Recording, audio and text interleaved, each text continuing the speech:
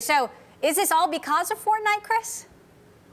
Yes and no. I mean, Fortnite is a game changer, phenomenally successful, really a cultural phenomenon around the world, and sucking up a lot of people's time, and even more amazing because it's free to play.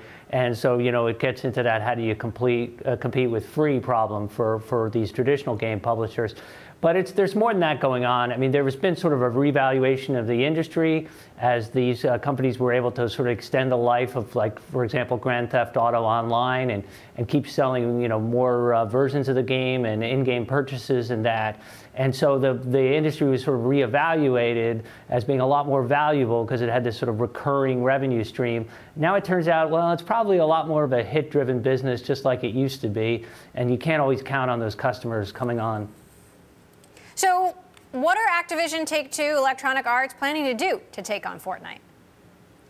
Well, you're seeing some copies of games that are sort of taking on some of the most compelling elements of Fortnite. For example, this Battle Royale mode, which means players, 100 players compete against each other. It creates a very exciting and addicting sort of form of play. So some of these games are coming out in that mode. You're seeing some games that are starting to come out, very visually appealing games, but they're free to play as well, and sort of going to make up their money through purchases of decorative items in the game, like Fortnite does.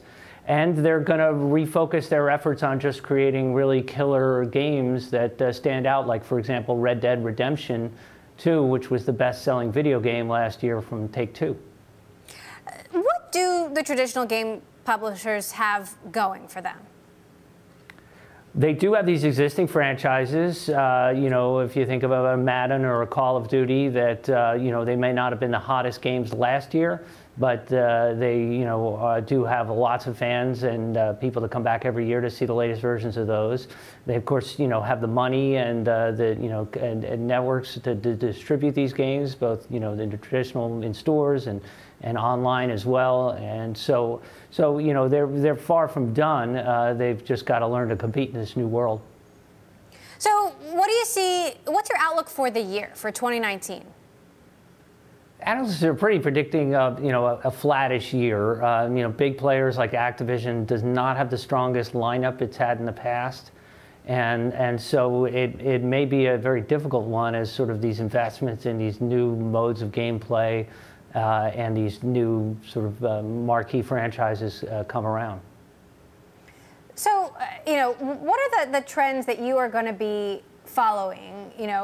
Obviously we've been talking a lot about gaming addiction. The landscape is changing dramatically when it comes to attention share, whether it's on games or social media. What are the hot button topics going to be? Well, one thing we'll be watching, as I mentioned, Take-Two had this game, Western themed shooting game, Red Dead Redemption. It was the top selling video game in 2018, and they've just now started an online version of that.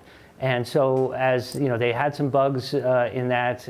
People said the items they were buying in the game were too expensive. They're tweaking it, and so as you go forward, you're going to see, well, to what extent can they extend the life of these games, even a hit game, through continued online purchases? That's going to be a big thing because that's sort of what the future of the industry is bet on. That people are going to go directly to game makers and buy things online.